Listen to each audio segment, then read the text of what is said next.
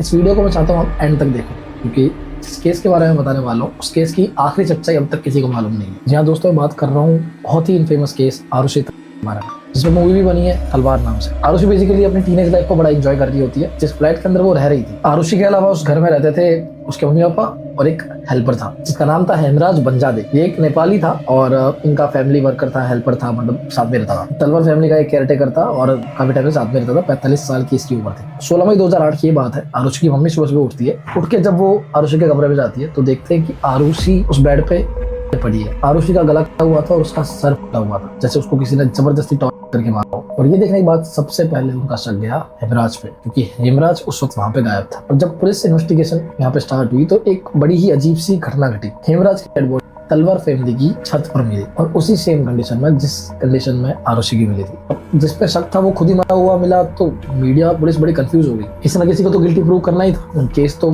And करना पड़ेगा ना। तो पुलिस ने एक बात बोली और इतनी वाहियात घटिया बात है ये कि आरुषि के पापा ने हेमराज और आरुषि को साथ में देख लिया था संदिग्ध अवस्था में, जिसकी वजह से वो गुस्सा हो गए और उन्होंने पहले आरुषि को चांद से अपनी गोल्ड स्टिक का इस्तेमाल करके दोनों का सर फोड़ दिया और दोनों का मर्डर कर दिया। इस वजह से मीडिया पागल हो गई और आरुषि को शेम करना स्टार्ट कर दिया। उसके माँ बाप को मॉन्स्टर की तरह पब्लिक में दिखाने लग गए। लेटर देन सीबीआई ने इस केस को टेक ओवर किया। बहुत सारे इन्वेस्टिगेशन हुए, कुछ नौकरों को और पकड़ा गया, लेकिन कोई प्रूफ नहीं मिला कि उन दोनों की हत्या कैसे हुई। और 2013 में फिर से आरुषि के मॉम डैड को ही गिल्टी प्रूव किया गया और उन दोनों को ही उम्र कैद की सजा सुना दी गई। लेकिन फिर 2017 में इलाहाबाद हाईकोर्ट उनको फ्री कर देता है, क्योंकि उनके पास इस केस का कोई प्रूफ नहीं था, कोई विटनेस नहीं था, कोई मर्डर वेपन कोई बरामद नहीं हुआ, बस फालतू बकवास बातें हो रही थी। और तब से लेकर आज तक किसी को पता नहीं चला कि आरुषि और हेमराज को मारा तो किसने।